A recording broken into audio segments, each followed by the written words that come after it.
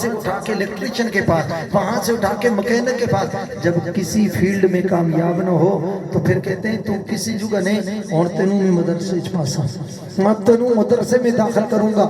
آخری سٹیج ہمارا وہاں ہے جس معاشرے نے انگلش نے قبول نہ کیا، بیکن ہاؤس نے قبول نہ کیا، آپ کے جناب ایجوکیٹرز نے قبول نہ کیا، قائد اکیڈمی نے قبول نہ کیا، آصف پبلک نے قبول نہ کیا، صدیق پبلک نے قبول نہ کیا، اور سکولوں نے قبول نہ کیا، دار ارقم والوں نے قبول نہ کیا، سب نے چھوڑا. مکینکوں نے، الیکٹریشنوں نے قبول نہ کیا.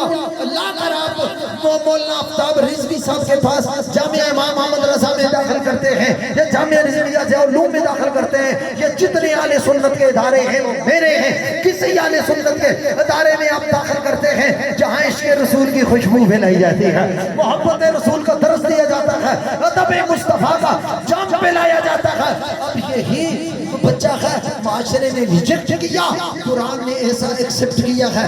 1 سال گزرا، 2 گزرے، قاری عرفان صاحب جیسا محنتی، زیرک اور بہت وفا والا، اخلاص والا استاد مل گیا جس کی زندگی کا مشن قرآن کا نور بکھیرنا اور پھیلانا ہے. 2.5 سال استاد کے پاس لگائے، حافظ قرآن ہو گیا. اور پھر معاشرے نے سب سے آخر ریجیکٹ کیا تھا، قرآن نے جوتیوں سے اٹھایا، ساری قوم کو کراس کر کے سب سے آگے لا کر مصلی پر کھڑا کر دیا، مصلی پر کھڑا کر دیا. جنرل سب پیچھے، کرنل سب پیچھے، بریگیڈیئر سب پیچھے، منسٹر سب پیچھے، وزیر سب پیچھے، مشیر سب پیچھے، پرنسپل سب پیچھے. جس ٹیچر نے داخلہ نہ دیا تھا اس سکول کا پرنسپل بھی پیچھے کھڑا ہے، جس مکینک نے چھوڑا تھا اس کمپنی کا مالک بھی پیچھے کھڑا ہے. یہ اللہ اکبر کہے گا تو تب اللہ اکبر کہو گے، یہ سمیع اللہ لمن حمدہ کہو گا کہے گا تب رکوع سے سر اٹھاؤ گے، یہ ربنا لک الحمد کہے گا تب آگے سجدے میں جانے کی تیاری کرو گے. کہا وجہ کیا ہے؟ کہا معاشرہ تمہیں ریجیکٹ کر دیتا ہے، قرآن اتنا لجپال ہے. سب کا دھتکارا ہوا جب قرآن سینے میں بساتا ہے، قرآن اسے قوم کا امام بنا دیتا ہے.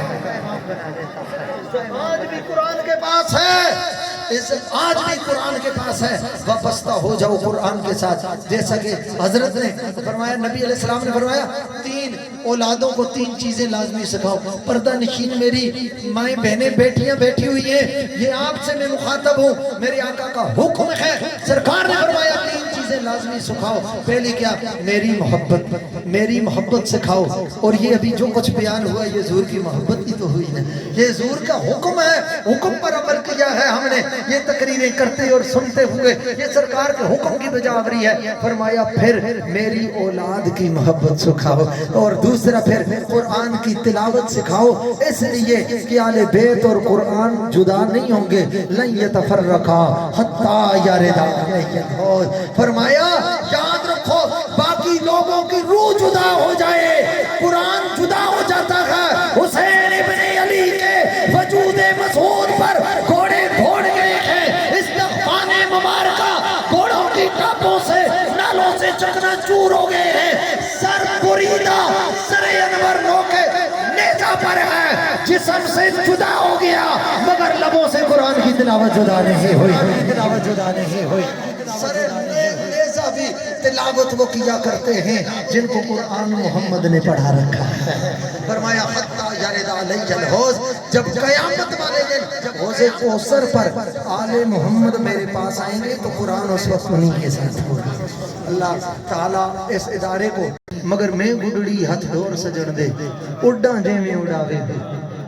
بس جنہوں نے تقریر کروائی ہے وہ ٹھیک ہی کروائی ہے. ذہن میں مضمون اور ہوتا ہے، معاملہ اور ہوتا ہے. نسبتوں کا اثر تو یہی ہوا کرتا ہے، نسبتوں کا یہی تو اثر ہوا کرتا ہے. اور جو پیا من آئے وہی، جو پیا کو پسند آئے بات تو وہی ولی ہوتی ہے، جو محبوب کو پسند ہو جائے. دعا کرو کہ یہ اجتماع حضور کی بارگاہ میں قبول ہو جائے. سرکار کے بارے میں جب قبول ہو جائے گا انشاءاللہ وارے نیارے ہو جائیں گے، دونوں جہانوں میں ہمیں رسول اللہ کے سہارے ہو جائیں گے. میں آپ حضرات سے اب مخاطب ہو کر یہ کہتا ہوں، دیکھو اگر ہم پڑھ نہیں سکے ہم اگر پڑھ نہیں سکے، ہمارے بھی خواہش ہے کہ بزرگوں کو میں دیکھتا ہوں، بزرگ سب کو دیکھتا ہوں، خواہش ہے کاش ہم بھی حافظ قرآن ہوتے، کاش ہم بھی عالم دین ہوتے۔ اب پڑھ نہیں سکے مگر پڑھا تو سکتے ہیں۔ وہ کس طرح پڑھا سکتے ہیں؟ آؤ سرمایہ کاری کی بات کرتے ہیں۔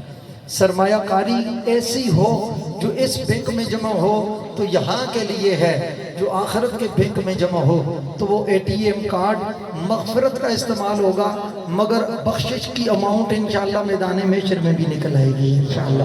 وہ کیا ہے کہ کسی ایک حافظ قرآن کو، یہ میری بات دل سے سنیں، اگر نہیں خود حافظ بن سکے، علامہ آفتاب رضوی صاحب سے پتہ کریں کہ ایک حافظ صاحب کا خرچہ کتنا ہے مہینے کا، بھائی ان کی تنخواہ کا بھی یہ حساب لگائیں۔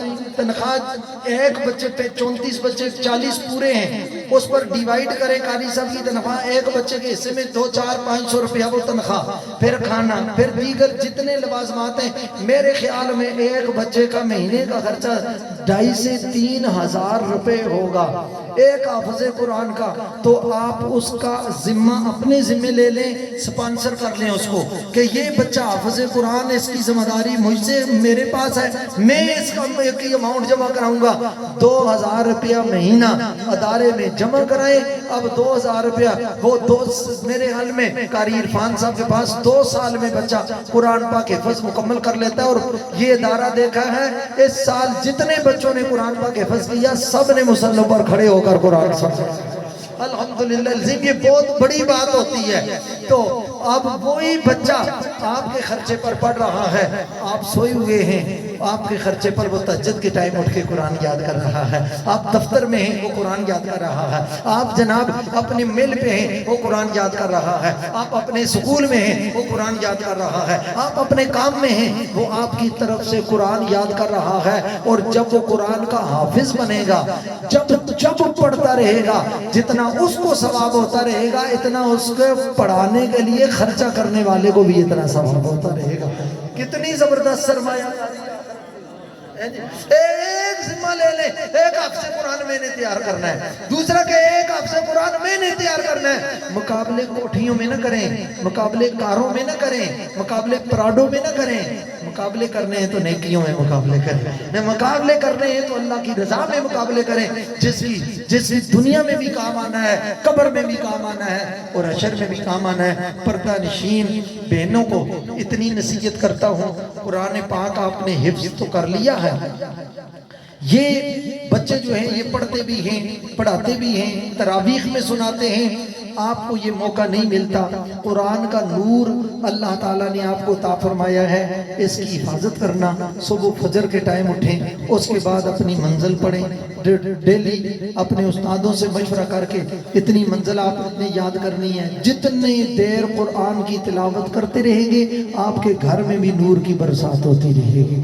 تو قرآن قبروں کا ساتھ، قبر کا ساتھی ہے، حشر کا ساتھی ہے۔ اللہ اس ادارے کو برکت عطا فرمائے اور اس ادارے کو اللہ ہر قسم کی فتنوں سے محفوظ فرمائے۔ اور دیکھیے یہ لوگ یہ فوج ہیں اور فوج ہماری یہ ضامن ہے وطن کی دفاع کی، اور یاد رکھیں جن ملکوں کی فوج کمزور ہو گئی ہے ان کو تیس نیس کر دیا گیا۔ میں نے عراق میں دیکھا ہے، میں دیگر ممالک میں دیکھا، جہاں فوج کو مٹایا گیا، عوام کو فوج کے مقابلے لا کر کھڑا کیا گیا غیروں کے اشاروں پر، وہاں وہ ملک بچ نہ سکے، حکومتیں بچ نہ سکی، نظام تیس نیس ہو گیا۔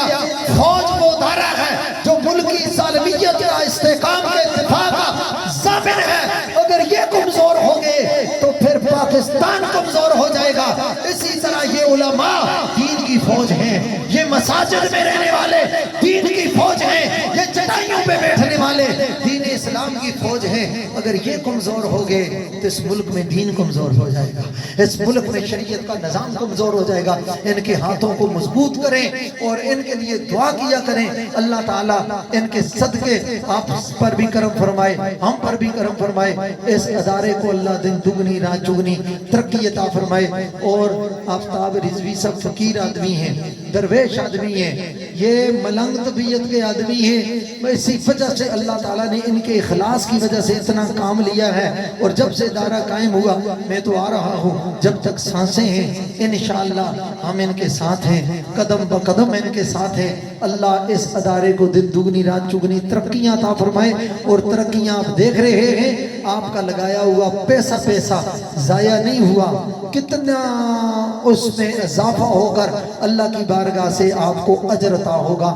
اللہ میرے اور آپ کی دنیا اور آخرت اچھی فرمائے، پاکستان کو استحکام عطا فرمائے، اور پاکستان میں اہل سنت کو دوام عطا فرمائے، اور اللہ تعالی ہمیں ایمان والا اختتام عطا فرمائے۔ وما علیہ الا البلاغ۔